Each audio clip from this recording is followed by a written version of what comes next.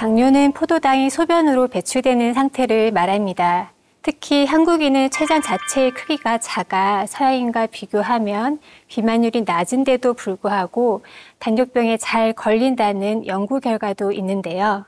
실제 부검 연구를 통해 한국인의 췌장 내 베타세포의 양을 측정해 봤더니 한국인 당뇨 환자의 췌장 베타세포 양은 서양인보다는 현저히 낮고 같은 동양인 중에서도 낮은 편으로 확인됐습니다.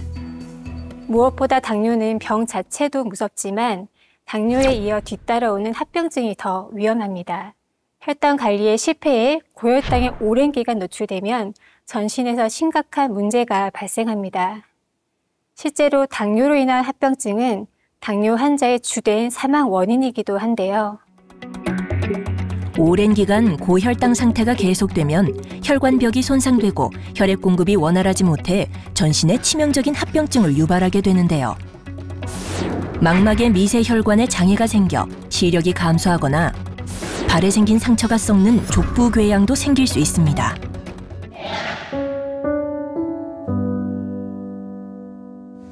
만성질환인 당뇨를 대수롭지 않게 생각했다 인생이 바뀐 사람을 만났습니다. 지팡이 없이는 외출이 힘들 정도. 다른 이들에겐 간단한 일상도 승숙 씨에겐 힘에 부치고 버거울 때가 많답니다. 발가락이 아파서 힘이 없어서 서서 반찬을 못 해요. 그래서 반찬 사가지고 와서 그냥 간단하게 먹고 있어요. 서 있는 것조차 어려워 간단한 밑반찬도 시장에서 사 먹는다네요. 아이고 쉬었다 가야 되겠네. 아이고. 만약 당뇨를 제때 관리하고 치료했다면 승숙 씨의 삶은 달라졌을지도 모릅니다.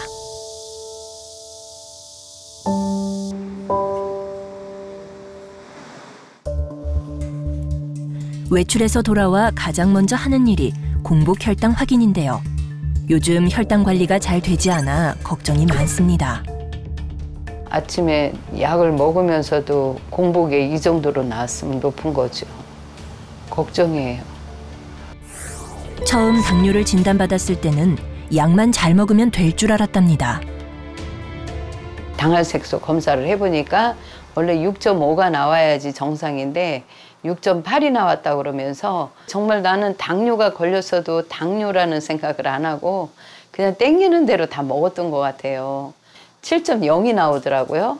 그러다가 나중에는 또 더 악화가 돼서 8.2까지 나온 거예요. 당뇨가 얼마나 무서운지 실감했다는데요. 얘는 이렇게 마음대로 움직이잖아요. 근데 얘는 움직이고 싶어도 못 움직이고 자꾸 이렇게 뒤집어지죠. 제가 움직이고 싶다고 움직이는 게 아니에요. 움직여지질 않아요. 마비된 오른쪽 발. 당뇨를 무심히 여기고 방치한 게 화근이었다고 합니다. 왼쪽 반신이 먼저 증상이 왔어요. 입도 으드해지고 손에 힘이 빠지면서 다리가 이제 걸으면은 이게 절린 증상이 있으면서 통증이 오더라고요. 병원에를 가서 MRI를 다 찍어보니까 뇌경색이라고 하시더라고요. 청천벽력 같은 뇌경색 진단. 하늘이 무너지는 것 같았답니다. 뇌혈관이 막혀서 손상되는 급성 뇌경색은 당뇨로 혈관에 쌓인 혈전이 주요 원인 중 하나입니다. 머리카락같이 아주 가늘은 그런 혈관이 몇 개가 막혔다고 하더라고요. 그래서 오른쪽 뇌 수술을 했어요. 뇌 수술을 받은 후 열심히 재활 훈련도 했지만 당뇨의 공포는 거기에서 끝나지 않았습니다. 2달 만에 또 오른쪽 발에 마비가 찾아온 겁니다. 두 번째 뇌경색이 왔을 때 진단서를 지금 뽑아놓은 건데요. 첫 번째 왼쪽에 한번 왔을 때 오른쪽 수술을 했는데 이게 2달 만에 이렇게 또 뇌경색이 재발이 또 됐어요. 두 번째 뇌경색으로 마비된 오른쪽 발은 다시 예전으로 돌아오지 못했습니다. 그렇게 승숙 씨는 건강하게 걷고 뛰는 일상생활을 잃어야 했습니다. 발 조교키인데요. 이거를 아들이 사줬어요. 이 엄마가 이제 발이 늘 피곤하고 뻣뻣하고 외출하고 들어오다 보면 늘 발이 아프니까. 처음 당뇨를 진단받던 그때로 시간을 되돌릴 수만 있다면 얼마나 좋을까요?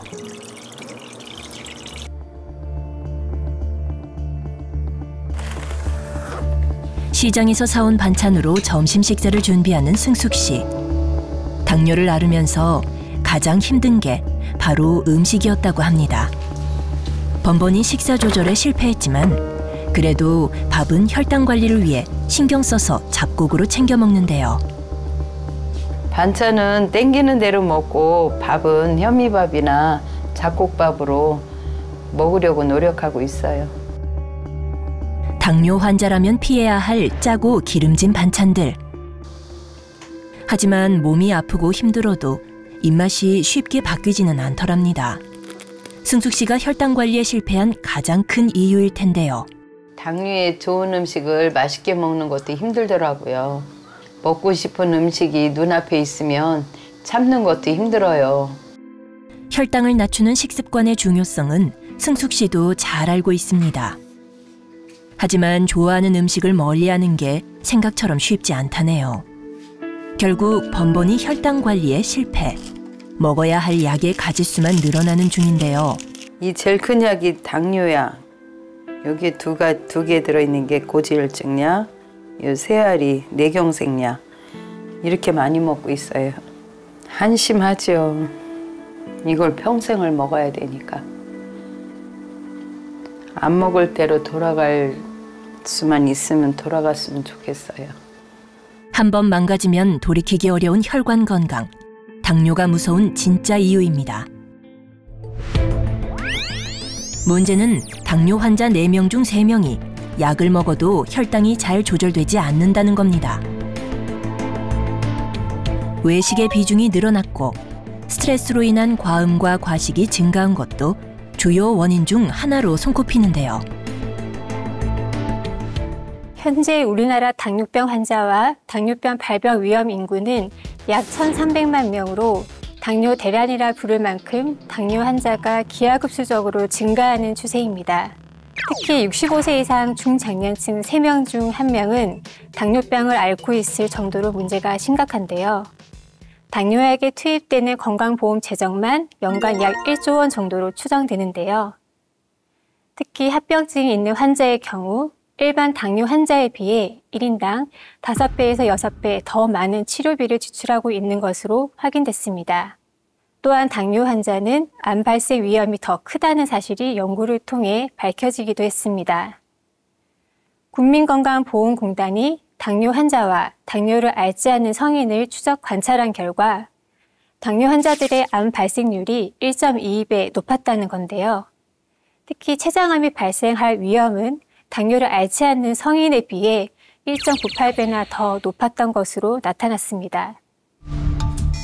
특히 국가건강검진 기록을 분석한 연구에선 공복 혈당이 높을수록 췌장암 위험이 더 증가하는 것으로 확인됐습니다. 그뿐만이 아닙니다. 다른 암의 발병률도 더 높은 것으로 나타났는데요. 왜 이런 일이 벌어지는 걸까요? 음식으로 섭취한 포도당이 우리 몸을 움직이기 위한 에너지원으로 사용되기 위해서는 인슐린이라는 호르몬이 필요합니다. 그런데 당뇨로 인해 인슐린 저항성이 생기면 고인슐린 혈증이 발생하고 인슐린 유사 성장인자가 활성화됩니다.